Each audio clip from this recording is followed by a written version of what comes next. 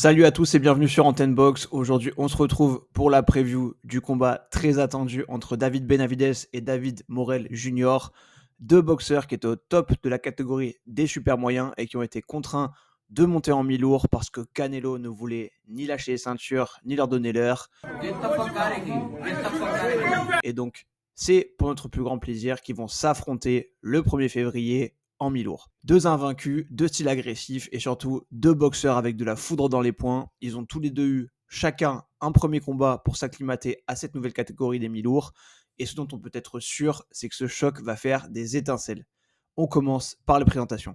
On démarre avec le plus expérimenté, du moins en pro, David Benavidez, 28 ans, 1m88, 1m89 d'allonge, 29 combats, 29 victoires, 24 KO. And fight the next best guy, the Mexican monster. Who? Benavidez. David Benavidez, il a eu un début de carrière à la fois impressionnant et chaotique. C'est le plus jeune champion du monde des super moyens à seulement 20 ans quand il s'empare du titre WBC contre Ronald Gavril en septembre 2017. L'année suivante, il va confirmer son titre en battant à nouveau Gavril avant d'être destitué suite à un contrôle positif à la cocaïne. Un an plus tard, après avoir d'abord battu par KO Gideon Love, il va regagner cette ceinture WBC en mettant KO Anthony Dirrell.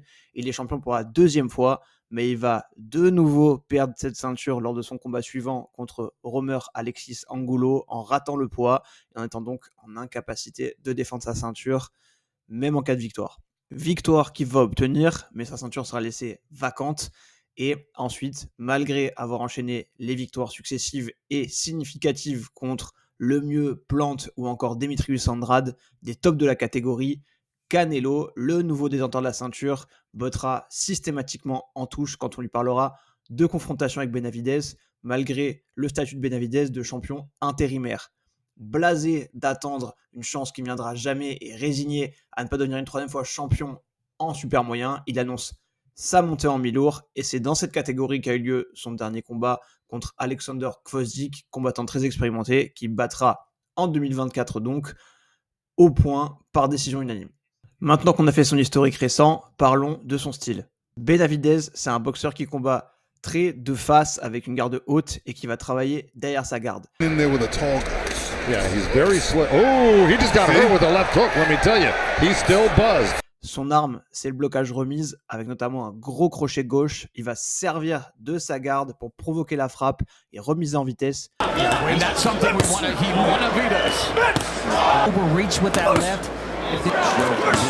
Surtout, après ses frappes, il utilise souvent un retrait du buste pour esquiver la riposte adverse et revenir en contre-attaque. C'est comme ça qu'il prend le dessus lors des échanges en général.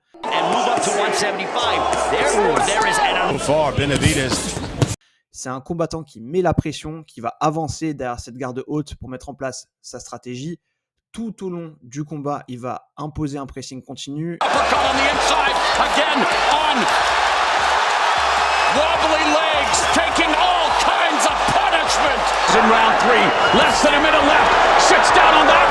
Il est aussi capable de travailler dans les petits espaces. Il a d'ailleurs souvent tendance à refuser le clinch en cédant ses avant-bras.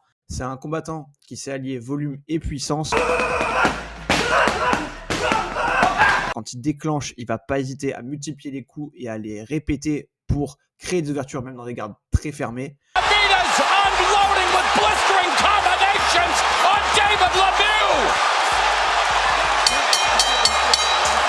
Il sait mettre aussi à profit son vice, enlever le bras pour placer le crochet ou bien visser son poing pour faire rentrer l'uppercut.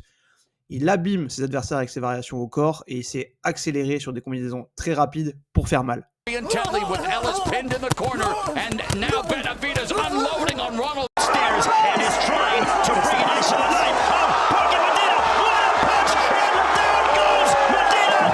Du côté des failles qu'on peut noter chez lui, potentiellement, il y a le fait qu'il ait tendance à baisser les mains dans ses phases de frénésie, mais on va voir que c'est aussi un défaut chez Morrell.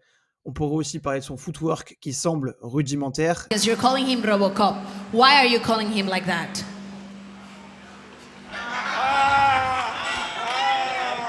That's it. Hand can move, you know, hand can nothing. Mais qu'il met au service de son pressing. Et on peut que constater que des boxeurs avec pourtant, eux, un très bon footwork reconnu comme Plante, comme Andrade ou encore Gvozdyk, n'ont pas réussi tout de même à trouver la solution pour lui échapper. Sa garde, en revanche, peut permettre à ses adversaires de créer des angles de frappe qui peuvent le mettre en difficulté. Parlons de Morel maintenant. À la différence de Benavidez, qui a commencé en pro très vite, Morel a une grosse carrière amateur derrière lui. Dans la plus pure tradition cubaine, avec plus de 100 combats, et dans le circuit pro, il est aujourd'hui à 11 combats, 11 victoires et 9 KO. Il a 26 ans, il est gaucher, il fait 1m85 et il a des bras immenses qui lui donnent une allonge de 1m99.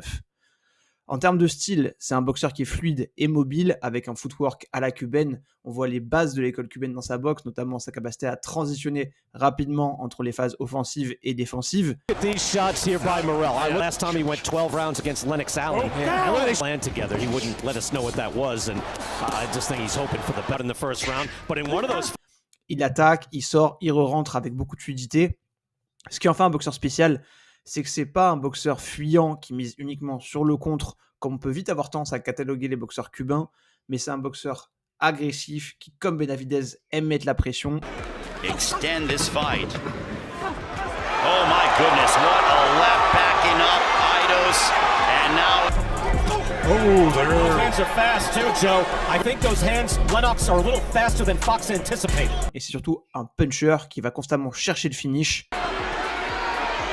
And now Morel looking to pick up the pace, and down goes Yabo Solinian. How much more is this one going to last? Good night, it's over. Il a lui aussi des moves signatures qui montrent sa versatilité. Il va souvent chercher à capitaliser sur sa posture de gaucher pour se positionner à l'extérieur de son adversaire, pour créer des angles et faire rentrer son bras arrière en ligne. Une de ses armes fatales, c'est le combo crochet avant, bras arrière en ligne. There's a left and down goes Yabo Solinian. Submit to the clinch. Il est aussi très efficace sur des combos crochet au corps, uppercut à la face avec son bras avant. Has power in that right as Morel looks to be a lot. Morel, il est très mobile, il sait faire beaucoup de choses, il cogne dur, mais il a un défaut majeur qui pourrait lui poser des problèmes contre Benavidez, c'est sa tendance à trop se découvrir quand il cherche à placer ses frappes puissantes. Je parlais en début de vidéo des contrôles courts de Benavidez et c'est là que ça pourrait faire mal. Les vraies questions qu'il faut se poser pour analyser ce combat, c'est du coup qui va réussir à mettre le pressing, à imposer le tempo, et est-ce que Morel pourra, par ses angles et son footwork, outboxer Benavidez et se mettre en situation de placer des frappes qui vont lui faire mal, ou est-ce qu'au contraire, il va s'exposer à des contres létaux de Benavidez? Ce qui est particulièrement excitant, c'est qu'on a affaire à deux boxeurs à la fois puissants et explosifs, avec un boxeur qui est très efficace dans son footwork, ses préparations d'attaque, Morel, face à un autre boxeur qui est très fort pour utiliser les contres, pour reprendre la main, et qui a aussi une grosse expérience, Benavidez. Parce qu'un point important, c'est que Morel n'a jamais eu ce niveau d'adversité dans sa carrière jusqu'à présent, là où Benavidez a déjà affronté des top contenders dont on a déjà parlé précédemment. Et on peut se demander si, indépendamment de son indéniable talent, le niveau d'adversité ne monte pas trop vite d'un coup pour Morel en affrontant Benavidez. Mais Benavidez n'est pas infaillible, on l'a déjà vu aller au tapis. 4-punch, 5-punch combination from Benavidez with his back to the ropes.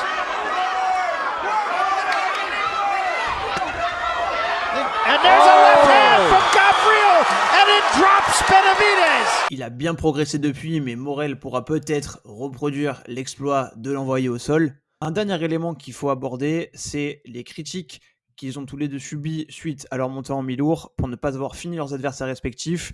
Pour Morel, il faut dire qu'il a quand même eu affaire à un adversaire qui ne voulait pas vraiment s'engager en la personne de Radivoje Karadzic, et côté Benavidez contre Gvozdyk, il était apparemment blessé aux deux mains.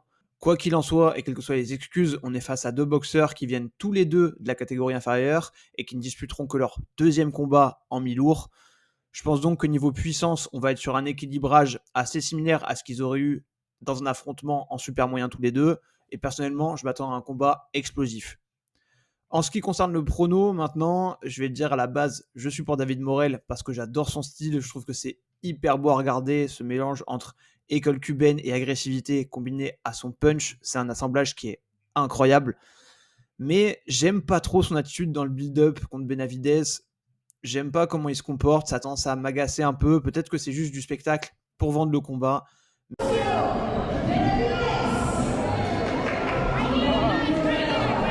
Mais à côté de ça, c'est vrai que je trouve Benavidez plus calme.